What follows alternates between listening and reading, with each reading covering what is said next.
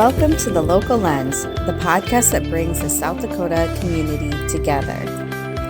I'm Jamie Forrest, your host and your local realtor, here to showcase what makes our region a fantastic place to live. Join me as we explore vibrant local culture, highlight community events, and provide valuable insights for homeowners. Whether you're a current resident or considering a move, The Local Lens is your go-to source for everything in South Dakota. Let's discover, connect, and thrive together. Welcome to the show.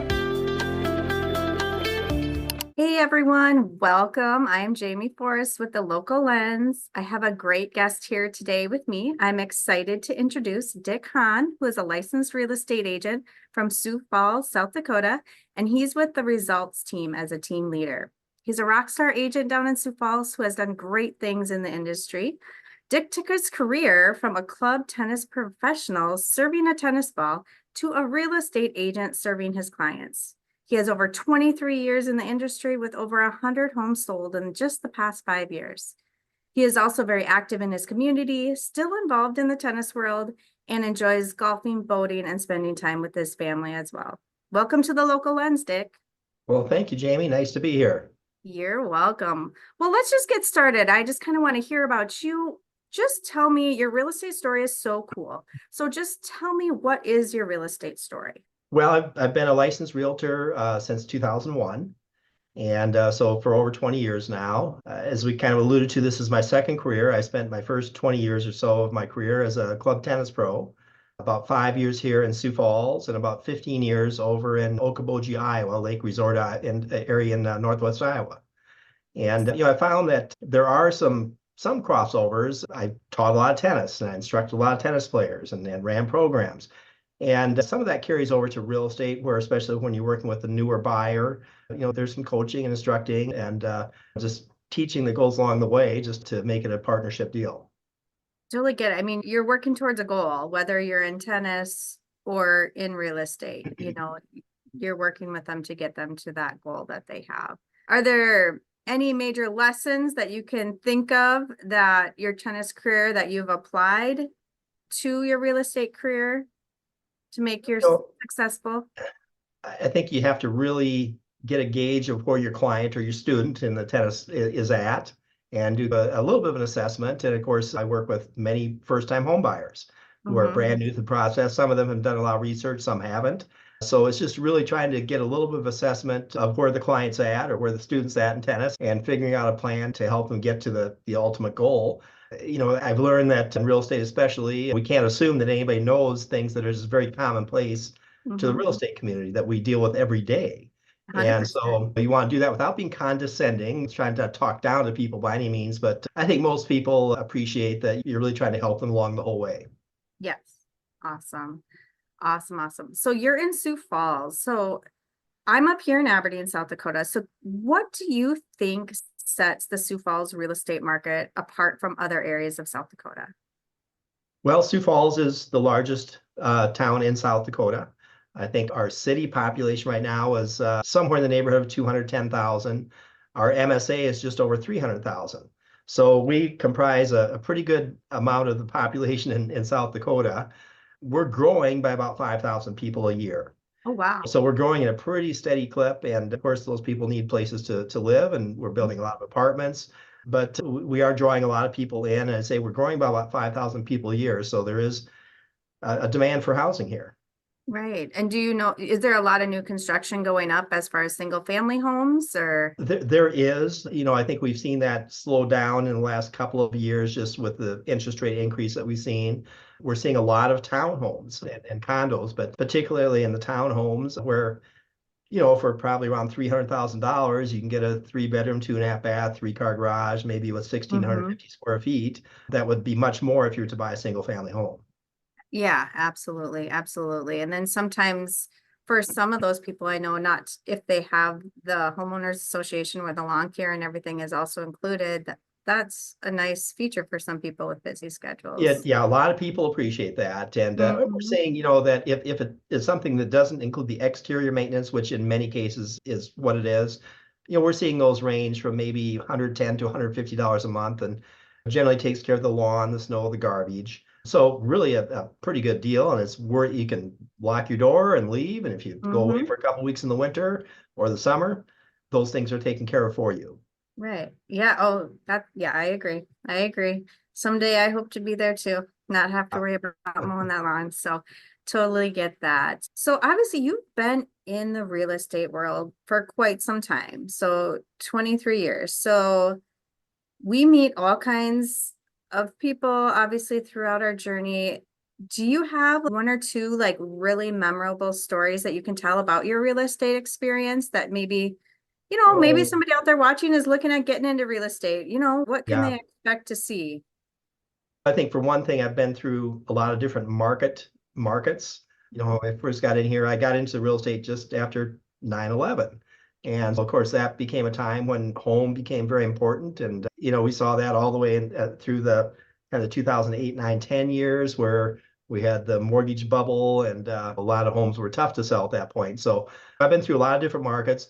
I think the big thing is, I think just try to cover all the bases. Inspections are very important. In terms of stories, I think every real estate agent has a ton of stories, and I don't necessarily want to get into all the specifics, but it's just sometimes you get a transaction that is just smooth as silk and Mm-hmm. everything goes according to plan, and there are no appraisal issues, no inspection issues, no loan issues. Everything works great. Other times you get situations where there are some issues that come up and you certainly have to address them. I think experienced realtors will try to plan for a lot of those in advance, whether it be, I think, obviously, when you're writing the contract, you want to make sure that you allow adequate time for inspections, try to cover your bases. I think one thing that's nice about today's market, other than the interest rate, is that we're a little more normal now. We're doing inspections, we're doing appraisals, whereas probably 3, 4 years ago, there was it was such a madhouse that people were writing kind of crazy offers.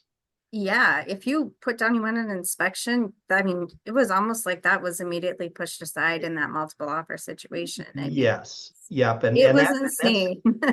kind of scary. And there were inspectors who actually went out of work here in Sioux Falls because there just wasn't enough business. Yep, yep. Um, Yeah, I know an inspector here too. Yeah, same type of thing. Like he just saw that drop down that he added installing radon mitigation systems into his career because he wasn't doing inspections and he needed, like he used to, and he needed some way to supplement. So yeah, right. Yeah. And definitely inspections are really good for everybody. They're they good are. for the buyer, the seller, the agents. It's just good to have that done. And of course, as we all know, there's no perfect house. But the inspection is just really to get you a good idea of what the condition of the house is and just to see if there's any real major issues that you need to be concerned with. So I'm Yeah. I'm actually happy now. I tell my buyers, yes, your rate is higher, but you're not bidding over asking generally. Maybe you can negotiate a little bit. You can do Mhm. inspections, make it subject to appraisal. So really, other than the interest rate, everything now is better for the buyer than it was probably 3 years ago. Yeah, right. So what do you think is the biggest change in real estate since you started in 2001 compared to now? Oh, I mean, obviously, I think the technology is the big thing.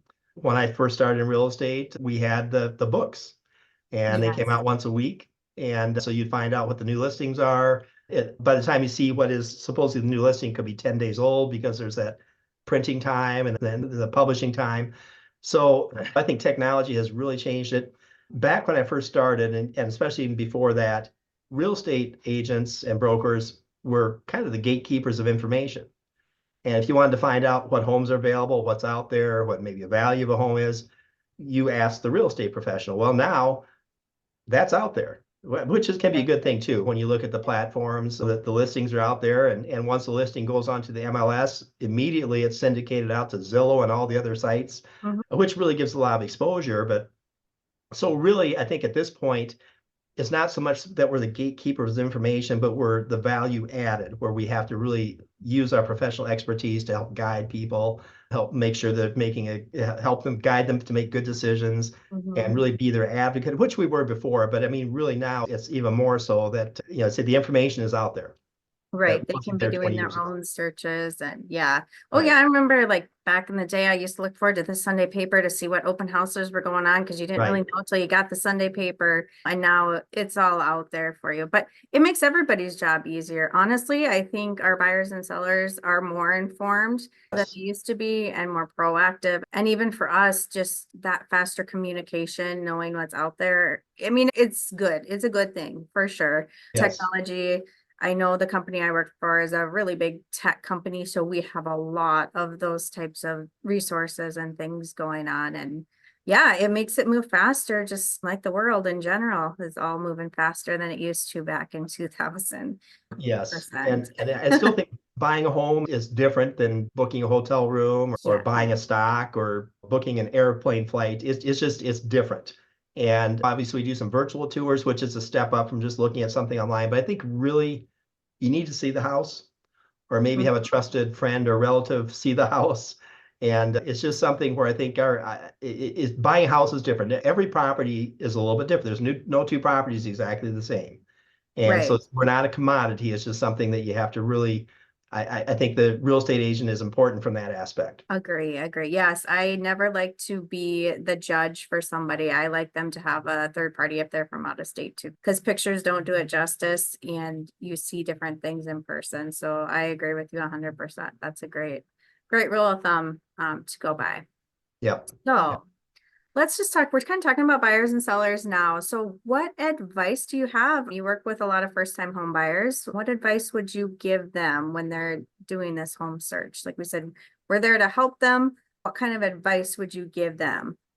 Well, probably the most important thing before we get very far into the search at all is to, assuming that they're getting a loan, cash, of course, you don't have to worry about it, but to talk to a lender, get pre-approved. And then it does a couple things. First of all, when the house does come up that somebody wants to make an offer on, you really need to have that letter in hand in order Mhm. to make the offer. And at least as important, or maybe more important than that, is they'll know what types of houses to look at. We don't want to necessarily fall in love with a $500,000 home when their budget is 350. Right. And I'd say that's really the most important thing initially. Sometimes I'll meet with a buyer and they haven't done that yet, and that's fine. I don't think we want to get very far into the process without doing that. But I'd say that's probably the most important thing up front. And then to work with a real estate professional that you feel comfortable with, that you trust, that you not only have maybe some chemistry with, but you trust their expertise and their advice. Good advice. Good advice. So what are some common mistakes that you have seen over your years of experience that maybe the buyers make and then something that the sellers can make?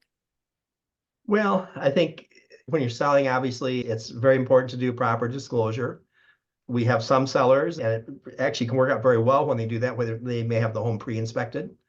And Mm-hmm. so that does Yeah. a couple things. You would find out, first of all, if there are some issues that are there that need to be addressed, you can do that up front. You could choose to provide that inspection to the buyer. They may choose to use that. Of course, they could always have their own inspection done too. But if you have a Mm-hmm. licensed inspector done, many times the buyers would just be happy using that.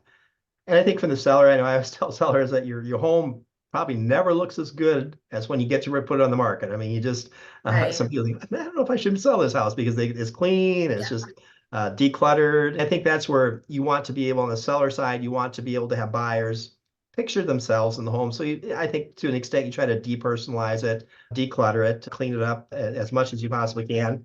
And I think it's just important to get the house ready to sell. And obviously, on the buyer side, if they're buying another house, that's something we have to coordinate with. I mean, do they have to sell a house in order to buy another one? Well, Right. sometimes yes, sometimes no. So Right. we have to take that into account. If they don't, obviously, that can be a pretty easy situation because they may be able to buy the new house and move into the new house and then have their existing house empty, which is a pretty easy situation. But many times it doesn't work that way. And potentially they could do that even if they can't pay cash, where maybe they could do a bridge loan and use that money for the down payment, maybe carry both houses for a short time if they're willing to do that. Mm-hmm. But quite often we come into a situation where somebody needs to sell their house, take the equity from that for the down payment on the new home. So we have to coordinate those closings. And it can be the same day. So I think it's just, sometimes we can get a garage storage agreement. I mean, it's really coordinating that. I kind of got off track here a little bit. So on the You're seller fine. side, there's a few things to think about. Buyer side, obviously, like we talked about, get the pre-approval. I'll find with many buyers, I try to listen. I try to ask questions just to find out as much as I can. But I really find that people have an idea of what they think they want, but once they start looking, that could change. Oh, absolutely. I And mean, yeah, being open-minded in the real estate world as an agent is very important because yeah, what they tell you the first time you meet does evolve over time and you just have to listen to them. And yeah, there's definitely lots of changes and we're go with the flow type of people usually, but we also are very business mindset and driven people as well. So we have right. two roles as agents, that business side and then that go with the flow because things do shift. Because the real estate industry, you've touched on some things that are challenging, but can you think of anything else like in South Dakota? What do you think the biggest challenges are for the real estate market in South Dakota compared to other states? Well, let's take the fact we have a lot of people moving into South Dakota. I've got two buyers right now, both under contract, who are moving from California to South Dakota. A lot of And California. They they love our want governor. They see our governor's ads and they love our that's actually our governor. governor has been a big draw for a lot of people. I mean, there's no doubt about it. And just the cost of living and just the kind of safer atmosphere, I guess, for sake of a better term. I had some California buyers say, boy, there's no graffiti, everything's clean. And I think they view it as a smaller area, I think is maybe what they view it as. So, but on the flip side, have you been here in January, February? And Mm-hmm. of Yeah. course, our winters can get cold, and they do, and of course, varies a little bit to year, and then the summers can get hot. So I think for somebody coming from a larger area where maybe it's a more temperate climate, you have to certainly be ready for that. I think we have no state income tax, so that's a kind of a pay raise to everybody. On the flip side, our property taxes can be a little bit higher than some states. Yeah, that's However, been a that's usually comment more than before. offset by the income tax. Mm-hmm. 100%, 100%. Getting close to the end here. Well, we talked a little bit about how the industry has changed for you going from books to the online world. Can you elaborate a little bit more for me on like what role does technology play in your real estate business currently? What things are you doing? Well, doing a lot. I think the phone is really our most, as real estate agents, probably our most valuable tool.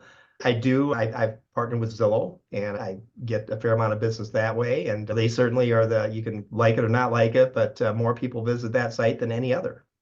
And so I think people find it's pretty easy to navigate. Also through our MLS, yeah, we can set up portals and communicate a lot. But I think it's just technology is just everything these days. I think you have to be with it. Communicate a lot with my buyers and sellers by text. I mean, that's pretty kind of old school, but just maybe a 30-second deal, 30-second there. But I think that the big thing is people really appreciate when you communicate with them promptly. And Mhm. if they know that and try to be available. And of course, we're not a 9 to 5 job here. So, I may get a text at 9:30 and I'll just handle it right there, then and there. So I think people really are looking for accessibility and communication. Oh, I agree. I saw And you do we have use a technology Facebook for that. page. You do have a I'm sorry. Facebook page, right? You have a Facebook page as well as a website, which we will link Okay. in the Yep. bio here for everybody so that they can get to that. So that's great. So you talked a little bit about your tennis career and obviously some of those hobbies that you have. So how do you manage your work-life balance as a real estate agent? Because that is the toughest thing to It do. it Like you it said, we're is. available for our clients and we want to Yes. be, but it's hard to manage that balance sometimes. It is. So I think you have to schedule some time. The fact that we have a 4-person team is very helpful in that regard. So if one of us is gone for a weekend, we have coverage. Yeah, And so we do help each other out. And sometimes you can't be in two places at the same time, even when you're showing a client and somebody else wants to look at a house.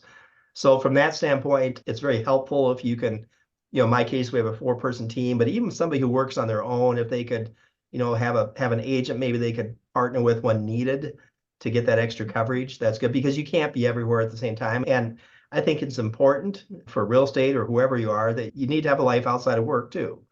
yeah. So in my opinion. For your And mental health, you really do. yeah, Yeah, yeah. I agree. And it's the hardest thing, for me was balancing that, I would say, because I want to be there for my clients. I want to, because we talked about how the world has changed, it's more instant gratification. Things are happening quicker.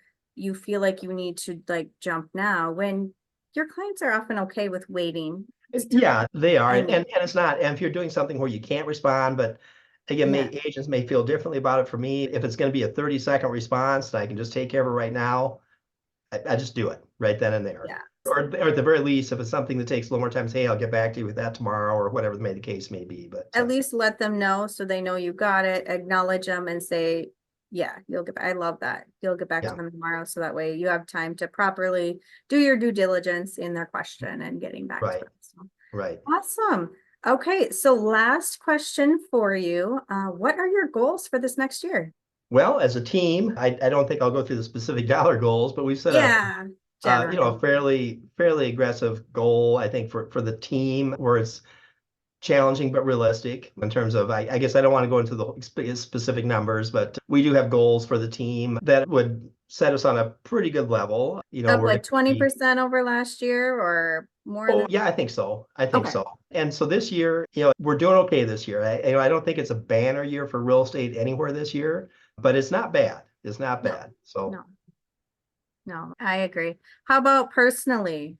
How many homes by the end of the year are you hoping to have well, sold? I'm looking to do myself at least 24 this year, Okay, personally. Yeah. awesome. Yeah. Awesome. Great, great. Anything else you feel like you want to let our listeners know here about you or about real estate? Well, I think we've covered a lot here. It's just Sioux Falls is a wonderful town. I kind of view us as I tell my clients, a big, small town. And so Yeah. we have a lot of the amenities of a bigger town, but maybe still a little bit of that small town feel. And a Can you nice let place where, everybody know how to reach you, Dick? yeah, you can sure reach me. I'll just give you my cell phone number. That's probably the easiest way. And that's at 605-940-5100. And again, 605-940-5100. Well, thank you, Dick, for being here on the Local Lens. I appreciate it so much. And thanks to all of you out there who are watching this. And we will see you next time. That wraps up this episode of The Local Lens. Thanks for tuning in and exploring South Dakota with me. Don't forget to subscribe, rate, and leave a review to help us reach more listeners. Stay connected with us on social media for updates and more community highlights. Until next time, keep discovering, connecting, and thriving.